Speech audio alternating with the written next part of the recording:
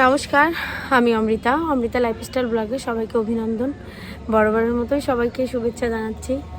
ভেঙে পড়লে তো চলবে না, এগিয়ে যেতে হবে, এটা সবার কথা, আমার একার কথা না। তো সেটাই আপনাদের সাথে শেয়ার করতেছি। সর্বপ্রথম যেটা বলতে চাই সেটা হচ্ছে, যারা আমাকে এই 2 দিন অসংখ্য না হলেও 2 থেকে 300 কমেন্ট আমার চ্যানেলে কমেন্ট বক্স ভরে গেছে। প্রথম দিন আমি সবাইকে রিপ্লাই দিছিলাম, পরে এসে আর দেয়নি। আর কত কমেন্টে রিপ্লাই দেবো, একই কথা বারবার মেসেজ করতে করতে করতে করতে আমি হাঁপিয়ে গেছি। আর সত্যি কথা বলতে কি, ঘটনাটা নিয়ে আমার নিজেরও মনের অবস্থা ভালো নেই। আপনারা সবাই জানেন, আমি বেশি কথা বাড়াবো না। আপনারা সবাই জানেন যে এখন আমার চ্যানেলে একটা ওয়াচ টাইম কাউন্টের ব্যাপার চলতেছিল, যার কারণে আমি লং ভিডিওটা সপ্তাহে 1টা কি 2টা সর্বোচ্চ, এর বেশি দিতে পারতেছিলাম না বা দিচ্ছিলামও না। ভিডিও রেডি থাকলেও আমি এডিট করার সময় পাচ্ছিলাম না, কারণ ওয়াচ টাইমের জন্য আমি লাইভে বেশি জয়েন করতেছিলাম। তো সব কিছু মিলায় অনেকের মনের আশা পূর্ণ হয়েছে। আমাকে অনেকে কমেন্ট করতেন যে আপনার কি কোনো কাজ নেই, আপনি কি ঘুমান না, আপনি কি সারাদিন লাইভে জয়েন করেন। কিন্তু আরে বাবা, আমার বাস্তবতা আপনি কি করে বুঝবেন? আমি কখনোই আমার চ্যানেলে আমার যারা অডিয়েন্স আছে এদের কাছে আমার নিজের লাইফস্টাইলটা হাইলাইট করি না, বা আমি বিশাল কিছু প্রেজেন্ট করার চেষ্টা করি না। আমার বর্তমান পরিস্থিতি যেটা, আমি সেটা সব সময় আমার চ্যানেলে যারা অডিয়েন্স থাকে তাদেরকে আমি ওপেন করে বলে দিই। হ্যাঁ, কিছু সিক্রেট তো রাখতে হয়, একেবারে তো তলানিতে সবাইকে মিশিয়ে দেওয়া যায় না। তো ঠিক তেমনি আমিও চাই যে এটাও আমার অডিয়েন্সরা জানুক। একটু একটু করে আমার চ্যানেলটা এখন একটু আগের থেকে একটু বড় হলেও তো হয়েছে, ঠিক তেমনি অডিয়েন্সও বেড়েছে। কিন্তু সবথেকে বড় কথা, আমি যদি আমার এই ঘটনাটা না হলে হয়তো আমি বুঝতে পারতাম না যে আমার অডিয়েন্সরা আমাকে এত ভালোবাসে।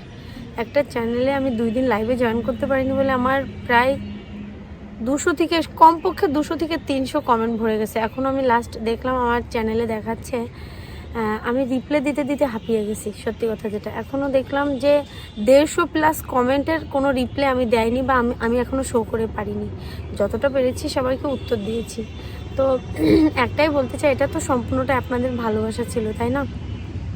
তো আপনাদের ভালোবাসা আবার সব কিছু ওভারকাম করব। আসল কথাতে ফিরে আসি, না হলে আপনারা মাইন্ড করবেন। তো আমাকে অনেকেই বলতেন যে আমি কেন ঘুমাই না, আরে এইবার লাইভটা বন্ধ করুন, আপনার কি কোনো কাজ নেই? আসলে আমার কাজ আছে। যখন আপনারা দেখেন আমার ক্যামেরাটা মিউট থাকে, তখন আমি সংসারের কাজ করি, আমার বাচ্চাকে দেখে রাখি। আমি একসাথে সব কিছু করতেছিলাম, কারণ এই চ্যানেলটা আমার একটা স্বপ্নের চ্যানেল। হয়তো আমি এখান থেকে আর্ন করি না, বা ইউটিউব থেকে কিভাবে আর্ন আসে, ইউটিউব থেকে ভিডিওর কত ভিউজ হলে কত টাকা আসে, ইউটিউবে কিসের কত টাকা আসে, আমি কিছুই বুঝি না। কিন্তু আমি জানি এটা আমার একটা কাজ, আমি সেটাই করে যাচ্ছিলাম। এবং আমার একটা টার্গেট ছিল যে 4000 ঘন্টা পূরণ হওয়ার পর মনিটাইজ করব। মনিটাইজ হওয়ার পরে পারি বা না পারি সেটা অনেক দূরের কথা, তবে মনিটাইজ হওয়ার পর আমি তো অন্তত এটা তো বুঝতে পারবো যে না, আমি হেরে যাইনি, যে কাজটা করতেছিলাম সেটা শেষ নামাতে পেরেছি। এটাই ছিল আমার উদ্দেশ্য। আমার জায়গায় আপনারা নিজেরা চিন্তা করে দেখবেন তো, যে একটা মেয়ে এতটা মানসিক ডিপ্রেশনের পরেও আমার বাচ্চাটাকে সামলিয়ে এই যে 24 ঘন্টা অক্লান্ত পরিশ্রম করে ঘুমায় না, ঠিক মতো খায় না। আপনারা হলে পারতেন? কমেন্ট তো করা যায়, বাস্তবতায় কি আপনারা পারতেন? আশা করি পারতেন না। তো যেটা আসল কথা সেটা বলে দিই, না হলে আমার এত ভনিতা পছন্দও হয় না। কথায় কথা বাড়তেছে, তাই কথাটা পিছায় যাচ্ছে। তো আসল কথা হলো, গত 3 দিন আগে আমার চ্যানেলে আমি বিকালে লাইভে জয়েন করি। লাইভের কথা ছিল সময় যেন কাটে না। তো আসলে কি কথাটা ক্ষণে আমার জীবনে খেটে গেল, যে সময় কাটে না। ধরেন লাইভে জয়েন করলো, ব্যক্তিগত জীবনের ফ্রাস্ট্রেশন বলুন, নিজের খারাপ লাগা বলুন, কর্মজীবন বলুন, যেটাই ভাবি না কেন সেটা নিয়ে তো কাজ করতেছিলাম। সবার সাথে কথা বলে কিছুটা হলেও তো আমি সময় আমার পার হয়ে যাচ্ছিল। কিন্তু আচমকাই ওদিন বিকালে আমার মন থেকে একটা গান আছে না, সময় যেন কাটে না, বড় একা একা লাগে এই মুখার জানারণ্যে, বিরহী বাতাস বহে শুধু তোমার জন্যে, সময় যেন কাটে না। তো এই গানটা আমার খুব পছন্দের গান, খুব পছন্দের গান। বাংলাদেশের মানে একজন বিখ্যাত কণ্ঠশিল্পী সামিনা চৌধুরী ম্যামের গাওয়া সর্বশ্রেষ্ঠ একটা গান আমার কাছে মনে হয়। গানটা আমার মানে ভিতর থেকে এত ভালোবাসি, আমি কাউকে বলে বোঝাতে পারবো না। তো সব কিছু মিলায় গানটা যখন মনের ভিতরে আসলো, আমি থাম্বনেলটা ওটাই দিয়ে দিলাম, টাইটেলটা এভাবে দিয়ে দিলাম। তো ওই দিন লাইভটা রানিং হয় প্রায় 1 ঘন্টা 45 মিনিট রানিং হওয়ার পর, আমার 1.5 ঘন্টা রানিং করার পর আমার বৌদি আর পুস্কু আসে আমাদের বাড়িতে। ওই লাইভটা আমি প্রাইভেট করে রেখেছি, না হলে আপনারা দেখলে বুঝতে পারতেন। তো ওই ওরা আসলে স্বাভাবিক, আমার বৌদি এসেছে, আমার দাদার মেয়ে এসেছে, আমার কাছে তো একটা অন্যরকম পাওয়া। তো সেই জায়গা থেকে আমি লাইভটা সবাইকে বলেই মিউট করে দিই, দিয়ে আমি ওদেরকে উত্তর দিই। আবার রুমের ভিতরে গিয়ে, আমি ছাদে ছিলাম, ছাদ থেকে রুমের ভিতরে গিয়ে বৌদির সাথেও কথা বলতেছিলাম, ওদের সাথেও কথা বলতেছিলাম। তো ক্যামেরায় বসে আমার পুস্কু গান গাইলো, পুস্কুর গানও সবাইকে শোনালাম। অনেকেই লাইভে হাততালি দিল বা মানে কমেন্টের মাধ্যমে ওকে প্রশংসিত করলো, খুবই ভালো লাগতেছিল। তারপর আমার ছেলেকে একটু নিচে আমি রাখতে যাই, এবং পুস্কুর জন্য ওর মামা মানে আমার দাদা ভাই ওর জন্য একটা খেলনা নিয়ে আসে।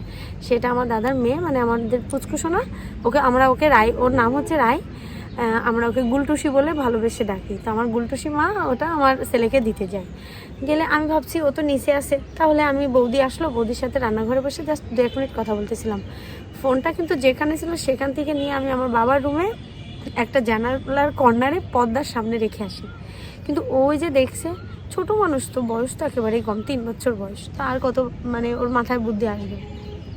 3 থেকে 3.5 বছর কি 4 বছর বয়স হবে, 3.5 বছর বয়স হবে আমার মনে হয়। তো আমার পুষ্কুমা ওখানে গিয়ে ক্যামেরার সামনে মেবি ওখানে কবিতা আবৃত্তি করেছে, কিন্তু সাউন্ড তো মিউট ছিল, ঠিক আছে, ক্যামেরাটা তো মিউট ছিল না। আমি ভাবছি যে আমি যাবো আর আসবো, ওরা তো কেউ নেই, দরজা তো এমনি ভিতর থেকে বাইরে থেকে দেওয়া আছে, তো আর কি হবে। আমি নর্মালি ওইভাবে রেখে, আমার মাথায় জটিলতা আসেনি, আমি রেখে চলে গেছি। কিন্তু ও যে দেখছে বড়মণি ক্যামেরার সামনে বসে সবার সাথে কথা বলতেছে কীভাবে ও, এবং ও খুব ট্যালেন্টেড একটা মেয়ে, 3.5 বছর বয়স, এত সুন্দর করে কবিতা আবৃত্তি করবে, নর্মালি আপনার সাথে এত সুন্দরভাবে কথা বলবে, এটা আমার বৌদির শিক্ষা। আমার বৌদি ওকে ছোটোবেলা থেকে ওইভাবেই কথা বলানো শিখাইছে। তো ওই এত সুন্দরভাবে কথা বলে, আপনারা যদি শুনতে পারতেন তাহলে বোঝাতে পারতাম আমি। তো ও হয়তো বা ক্যামেরার সামনে গিয়ে কবিতা আবৃত্তি করে, এবং ও তো বয়স 16 বছর হয়নি। ওখানে যদি আমি থাকতাম হয়তো বা প্রবলেমটা হতো না, আমি ছিলাম না। তো অলরেডি ইউটিউব থেকে সাথে সাথে আমার চ্যানেলটা লক করে দেওয়া হয়, মানে লাইভ স্ট্রিমটা লক করে দেওয়া হয়। এবার ও আমাকে এসে বলতেছে, বড়মণি তোমার ফোনে আমি ভিডিও করে আসলাম। আমি বলতেছি, মা আমার ফোনে তুমি ফোন পেলে কোথায়?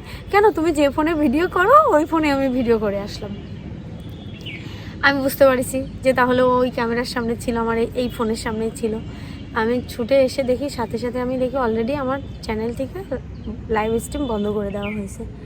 তো মানসিকভাবে ভেঙে পড়ি, খুব কান্নাও পাই, কারণ আর মাত্র কয়েকটা দিন বাকি ছিল। হয়তোবা আমার এই আগামীকাল বা পরশু দিন, মানে টোটাল আমার 31শে মার্চ পর্যন্ত সবার কাছ থেকে সময় নিয়েছিলাম, কিন্তু ওটা আমি সবাইকে সারপ্রাইজ রেখেছিলাম। তো হয়তোবা আমি এই কয়েকদিনের মধ্যেই সব কিছু কমপ্লিট করে আর্ন করতে পারি বা না পারি, মনিটাইজ করতে দেওয়ার এটা ইচ্ছা ছিল আমার, সেটা আর পারলাম না। অলরেডি চ্যানেল থেকে মাইনাস হতে আছে ফার্স্ট টাইম, কেন জানি না, আজকেও দেখলাম মাইনাস হয়েছে।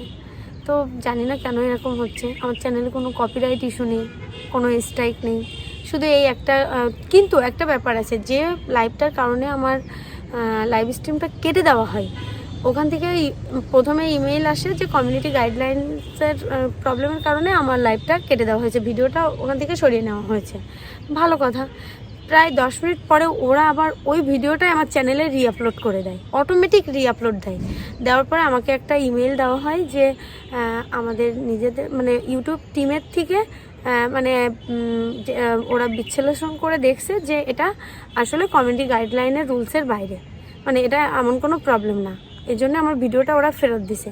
কিন্তু লাইভ স্ট্রিমটা আমাকে দেওয়া হয়নি এখনও পর্যন্ত, জানি না কখন দেবে। 72 ঘন্টার একটা দিছিল, তবে কেউ কেউ বলতেছে 72 ঘন্টার পরে জানানো হবে যে ওটা অন হবে কিনা বা কবে অন হবে, আদৌ আমাকে আবার অ্যাপ্লাই করতে হবে কিনা। তো সব কিছু মিলায় থেমে আসি। অলরেডি কালকে সারাদিন বিছানা থেকে উঠতে পারিনি। যতই হোক মনটা তো একটু খারাপ আছে, এটা তো আপনারা বুঝবেন। খারাপ লাগতেছে, কি করা যাবে, পরিস্থিতি হয়তো বা জীবনের আমার সব দিক থেকে খারাপ চলতেছে, এটা হচ্ছে তার নমুনা। তারপর আরও কিছু কিছু ঘটনা আমার লাইফে গতকালকে থেকে এই পর্যন্ত ঘটতেই আছে, মেনে নিচ্ছি। রিসেন্ট একটু আগে আমার সেলের কানের এখানে দেখলাম যে কি একটা হয়েছে, ওটা আমাকে আরও বেশি ডিপ্রেস করে দিছে। এখন আসি বড় মানসিক যন্ত্রণায়, তবুও ভাবলাম যে কোথাও একটা অডিয়েন্সরা তো জানতে চাইছে যে আসলে আমি কেন এভাবে হারিয়ে গেলাম, কিন্তু আমি হারাইনি, পিছিয়ে যাচ্ছি। আশা রাখবো যে আপনারা সবাই আমাকে সাপোর্ট করবেন। আরেকটা কথা বলতে চাই, সেটা হচ্ছে প্লিজ আপনারা যারা আমাকে সত্যি মন থেকে ভালোবাসেন বা চান যে আমার এই কষ্টটা একটা জায়গায় থেমে না থাকুক, আমার মনটা যেন ভেঙে না যায়, আমি যেন কাজের স্পিরিটটা হারিয়ে না ফেলি, সেটা আমাকে আপনারা অবশ্যই একটু সাপোর্ট করে আমার মনের জোর বাড়াবেন। এবং তার জন্য অবশ্যই আমার চ্যানেলের যে ভিডিওগুলো আছে আপনারা একটু কন্টিনিউ দেখুন সবাই। যারা নতুন জয়েন করেছেন, আমার গোড়ার দিকে কি ভিডিও সারছি সেটা তো আপনারা দেখেননি। এবং যারা মনে ভাবতেছেন যে আমার এই যে ওয়াচ টাইমগুলো কমে যাচ্ছে, এটা অন্তত কিছুটা আমি সামলাতে পারি, প্রচুর ওয়াচ টাইম কমতেছে, যেটা এখানে বলতে চাচ্ছি না। তো যারা ভাবতেছেন যে না এই পরিস্থিতিকে আমাকে একটু মানসিক জোর দিবেন, তাদেরকে বলবো যে যদি সময় না পান দেখার, তো অন্তত আমার ভিডিওগুলো চালিয়ে রাখুন আপনাদের মোবাইলে। যার বাসায় আমি কেনা নেট যাদের আছে তাদেরকে আমি এত বেশি বলবো না, কিন্তু যাদের ওয়াইফাই আছে, যদি আমাকে সত্যি হেল্প করতে চান, ভালোবাসতে চান, ভিডিওগুলো চালিয়ে রাখুন, তাহলে কিছুটা ওয়াচ টাইম আসবে, সেখান থেকে কিছুটা হলেও আমি রিকভারি হব, মানে আমার চ্যানেলটা রিকভার হবে। সরি, আমি তুতলে যাচ্ছি, কথা কি বলতেছি আমার মাথায় আসতেছে না। তো আমি আমার মতো করে আমি আমার আবেগটা আপনাদেরকে বোঝাতে পারতেছি না। তো এটুকু আপনাদেরকে জানানোর ছিল। জানি না কখন ফিরবো, আশা রাখতেছি 72 ঘন্টা পর্যন্ত ওয়েট করে আছি যে হয়তোবা ছেড়ে দিবে, দেখি কি হয়। সবাইকে বলতেছি, আসলে আমি নিজেও তো কিছু বুঝি না, কি করব 72 ঘন্টা পর আমি আসলেই জানি না। আর যদি আমি দেখি সত্যি আগের বারের মতো বড় একটা ধাক্কা আমার চ্যানেলে হয়ে গেছে, তাহলে হয়তো আমি ইউটিউবটা ছেড়ে দেবো। আমার ডিসিশান এটাই, কারণ এটা আমার জন্য না, আমার আর ধৈর্য নেই। এত পরিশ্রম করি, আমার গলাটা ঠিক হয় না কেন, আমি রাতের পর রাত জাগিয়ে এত কথা বলি, আসলে কেউ কারোর জায়গায় অবস্থান না করলে বুঝতে পারে না যে তার তাগিদ কতটুকু। আমার আর বেশি কিছু বলার নেই। সবাই আমার জন্য প্রে করবেন যেন সব কিছু তাড়াতাড়ি একটু আমি এখান থেকে ব্যাকআপ করতে পারি। আর সত্যি বলতেছি যে আপনারা যদি সত্যি মন থেকে আমাকে ভালোবাসেন বা চান, আমি একদম তীরে এসে আমার তরিটা ডুবে গেছে, কেন আমি জানি না। হয়তো বা অনেকে বলতেছে, ছোটো ছোটো ভাই যারা আছে, জয়, সৌরভ, অর্ণব, সম্রাট ভাই, সাব্বির, তারপরে হচ্ছে রাজু ভাই, সীমা দিদি, বিক্রম দাদা, ফার্স্ট অফ অল এদের কথা না বললে নাই, বাবলিস কিচেনের আমার দিদি ভাই, যাদেরকে আমি বাবা মায়ের মতো সম্মান করি, বিক্রম দাদা এবং আমার দেবশ্রী দিদি, এরা সবাই আমাকে মানসিকভাবে সাপোর্ট দিচ্ছে, কিন্তু আমি পেরে দিচ্ছি না, আমি কোথাও ভেঙে যাচ্ছি। পাশাপাশি আমি ফয়সালকে বলবো, নয়ন ভাইকে বলবো, তারপরে জাহিদ ভাইকে বলবো, রিমু ভাইকে বলবো, আমি সবার নাম, কথাকে বলবো, সিনথিয়াকে বলবো, আরও অনেকে আছে, অনেকের নাম এখানে নেওয়া নিষেধ আছে, আমি নিতে পারতেছি না, মানে আরও সবাই, আমি কয়জনের নাম এখানে বলবো, তাই না? সাজিবুল, আমার মনে হয় সাজিবুলও আমাকে খুঁজে পাচ্ছে না। সবাইকে বলতেছি, আমি যাদের নাম নিতে ভুলে গেছি প্লিজ আমাকে ক্ষমা করবা বা করবেন। আমি সবাই কয়জনের নাম এভাবে ধরে ধরে মনে করে বলবো, মানে মনে তো সবার কথা আছে, কিন্তু ওটা বলতে গেলে আমার চ্যানেলে 20 মিনিটের বেশি ভিডিও হয়ে যাবে, সেটা আবার কারোর দেখতেই ভালো লাগবে না। তো তোমাদের সবাইকে বলতেছি আমি ফিরবো।